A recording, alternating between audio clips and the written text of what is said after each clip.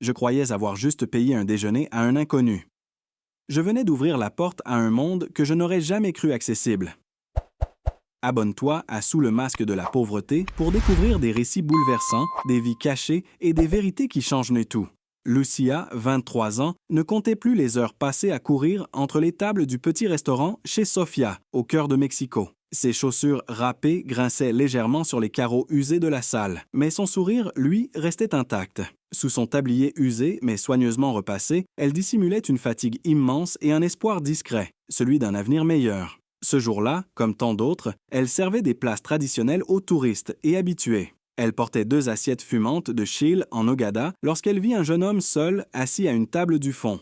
Pas particulièrement élégant, mais son regard, il y avait dans ses yeux quelque chose d'intrigant. « Bonjour, que puis-je vous proposer ?» demanda-t-elle d'une voix douce. « Un caldo tlalpeño et une agua de horchata, s'il vous plaît, » répondit-il.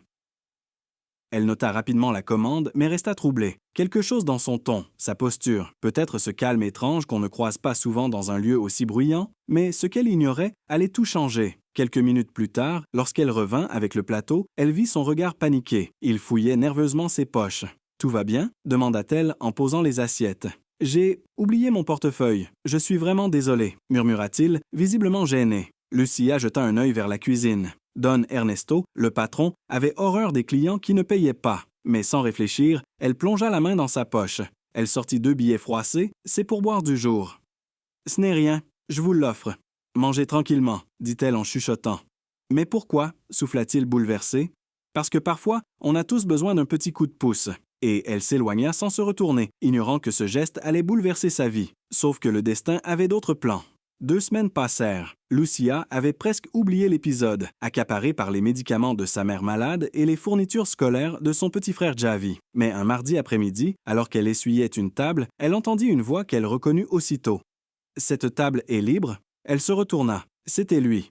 Même regard. Mais cette fois, vêtu d'une chemise bien repassée et d'un sourire timide. « Bienvenue. De nouveau, » dit-elle avec surprise. Il s'appelait Miguel. « Je suis désolée de ne pas être revenu plus tôt. Le travail, vous savez, mais je voulais vous rendre ce que je vous devais. » Il sortit discrètement une enveloppe avec l'addition exacte, accompagnée d'un billet bien plus gros. « Ce n'était pas nécessaire, » murmura Lucia, touchée. « Vous m'avez aidé sans rien attendre. »« C'est rare. » Elle hocha la tête, gênée, et retourna en cuisine.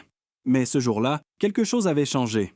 Miguel n'était plus un simple client. Il prenait des notes, l'observait discrètement.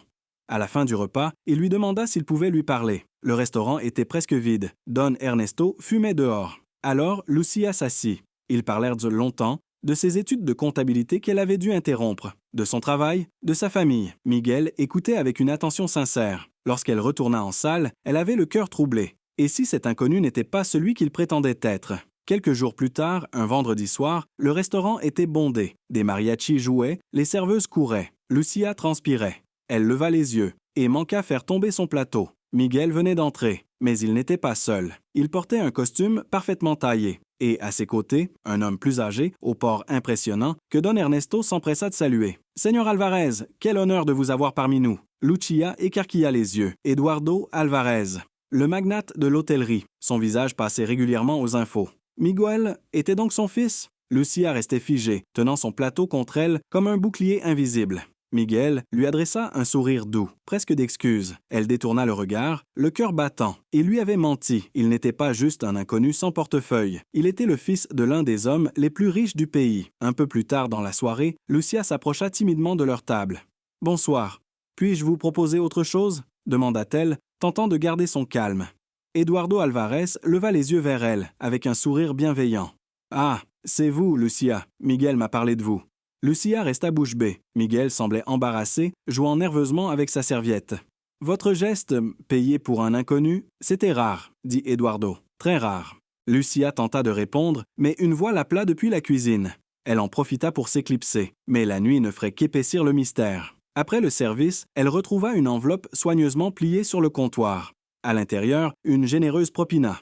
Et un mot griffonné à la hâte. « Demain, 15 heures, parc Chapultepec. Viens, Miguel. » Elle hésita. Devait-elle y aller? Son instinct disait oui, mais son esprit doutait. Le lendemain, vêtue simplement, mais proprement, Lucia arriva au parc. Miguel était déjà là, assis sur un banc. Il se leva en la voyant, visiblement soulagé. « Merci d'être venu. » Tu m'as menti, dit-elle sans détour. Je sais, et je suis désolée. J'ai grandi dans une cage dorée, Lucia. Et ce jour-là, je voulais juste vivre quelque chose de vrai. Sans titre, sans privilège. Juste moi. Ils marchèrent en silence jusqu'à s'asseoir près du lac. Miguel sortit de son sac une pochette, l'ouvrit et lui tendit un dossier. C'est un projet de fondation pour aider des jeunes comme toi à poursuivre leurs études. Tu sais mieux que quiconque ce que ça signifie de se battre pour avancer. J'ai besoin de toi à mes côtés pour construire quelque chose d'authentique. Lucia feuilleta les documents, impressionnée, mais aussi terrifiée. Tout cela allait si vite. Je ne suis qu'une serveuse, Miguel. Non, tu es une battante, une lumière dans un monde de façades. Mais l'ascension vers le sommet serait semée d'embûches. Lucia accepta de rejoindre le projet. Peu à peu, elle entra dans un monde nouveau. Bureaux vitrés, réunions stratégiques, échanges avec des responsables d'éducation, des ONG. Le premier jour, Miguel lui présenta l'équipe. Voici Lucia. Elle connaît mieux que quiconque les obstacles que vivent les étudiants modestes. Elle sera notre voix de terrain. Certains sourirent, d'autres non. Une femme prénommée Anna ne cacha pas sa moue sceptique. Lucia s'investit jour après jour, épuisée, parfois dépassée, mais jamais découragée. 3 mois plus tard, la Fondation Rêve sans frontières lança son premier programme de bourse pour 100 jeunes. La conférence de presse fut un succès. Miguel leva son verre en son honneur. Rien de tout ça n'aurait été possible sans elle. Des applaudissements éclatèrent. Mais derrière certains regards brillait une pointe d'envie. Mais les ombres du passé finiraient par ressurgir. Un soir, alors qu'il profitait d'un moment calme sur la terrasse du bureau, Miguel s'apprêta à lui parler, quand la porte s'ouvrit brutalement. C'était Eduardo Alvarez. « Fils, il faut qu'on parle, c'est urgent. » Il lança un regard dur à Lucia. En privé, Miguel hésita. Lucia lui pressa la main. « Vas-y. » Quelques minutes plus tard, elle reçut un message. « On doit se voir demain. Des choses graves se préparent. J'ai besoin de toi. » Chez elle, Lucia découvrit aux infos que l'Empire Alvarez faisait l'objet d'enquêtes pour détournement de fonds. Pire encore, la fondation était mentionnée dans le reportage. Suspectée de blanchiment, Lucia sentit un vertige la saisir. Le lendemain matin, Lucia retrouva Miguel dans un petit café discret du centre-ville. Il avait l'air épuisé, les traits tirés, la chemise froissée. « Merci d'être venu », dit-il en se levant. « Qu'est-ce qui se passe, Miguel? Tout ce que j'ai vu hier soir à la télévision, c'est vrai? » Il hocha lentement la tête. Une partie, oui, mon père a couvert des opérations douteuses, pas toutes illégales, mais assez pour provoquer un scandale. Et comme la fondation est une nouvelle, ils l'ont mise dans le lot. Mais tu savais? Demanda-t-elle, les yeux pleins de tension. Non, pas au début. Je t'assure que la fondation est propre. Tout ce qu'on a construit, je l'ai voulu sincère. Mais maintenant, les enquêteurs veulent le fouiller dans tous les comptes. Et ça peut tout faire s'écrouler. Lucia sentit une peur sourde grandir en elle. Elle pensa aux étudiants, aux promesses faites, aux 2 rêves qu'ils avaient encouragés. « Que puis-je faire ?» murmura-t-elle. « Toi seul peux leur prouver qu'on est différent, que ce n'est pas juste un jouet de riche. Donne-leur ton témoignage, parle de ton histoire, de ta vérité. » Elle le fixa abasourdie. « Tu veux que je parle publiquement? » « Oui, répondit-il doucement. Avec ton cœur. Personne ne pourra t'accuser d'avoir fait ça pour l'argent. Tu es notre preuve vivante. » Lucia hésita longuement. Puis elle acquiesça. « Très bien, mais seulement si je peux dire tout ce que j'ai sur le cœur, même ce qui ne te plaira pas. » « Je n'en attends pas moins, » répondit-il avec un faible sourire. Le jour de la conférence de presse fut un tournant.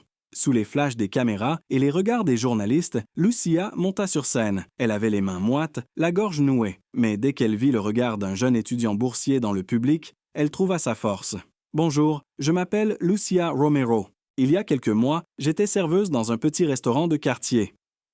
Mon quotidien se résumait à payer les médicaments de ma mère, les fournitures de mon petit frère, et espérer que le jour suivant serait un peu moins difficile que le précédent. » Elle inspira profondément. « Et un jour, j'ai payé le déjeuner d'un inconnu qui avait oublié son portefeuille. Ce geste m'a mené jusqu'ici. » Les murmures se turent.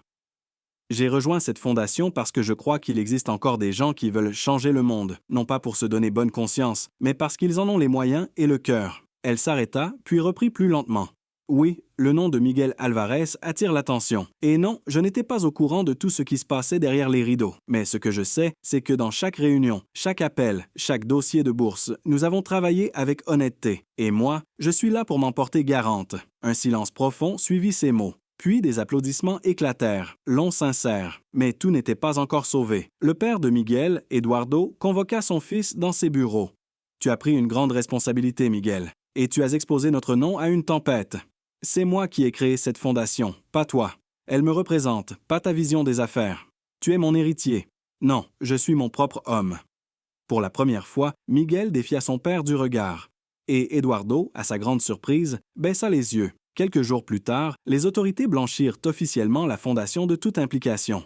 Grâce aux documents fournis, aux témoignages de Lucia et à l'audit commandé en urgence par Miguel, l'organisation Rêve sans frontières fut déclarée légitime et exemplaire. La presse changea de ton. Les articles louèrent le courage d'une jeune femme qui avait tout risqué pour défendre une cause qui la dépassait. Lucia reçut des dizaines de messages, d'anciens serveurs, des étudiants, des mères seules. Tous lui disaient la même chose. « Tu nous représentes. » Et dans tout ce tumulte, une chose avait grandi en silence. Un soir, alors que la Fondation fêtait la clôture d'un nouveau programme, Miguel l'a pris à part. « Tu as sauvé tout ce qu'on a construit. »« Et tu m'as sauvé, moi aussi ?» Lucia sourit, un peu gênée. « Je ne suis pas une héroïne, j'ai juste suivi mon instinct. C'est ce que je préfère chez toi. » Il lui tendit une boîte plate, emballée avec soin. « Qu'est-ce que c'est ?» demanda-t-elle. « Ouvre. À l'intérieur, une petite médaille en or finement gravée. Grâce à elle. »« Tu veux qu'on continue ensemble, Lucia ?» Elle releva les yeux et cette fois ne détourna pas le regard. « Oui, mais pas parce que tu es un Alvarez, parce que tu es Miguel et parce qu'avec toi, j'ai envie de rêver encore plus loin. »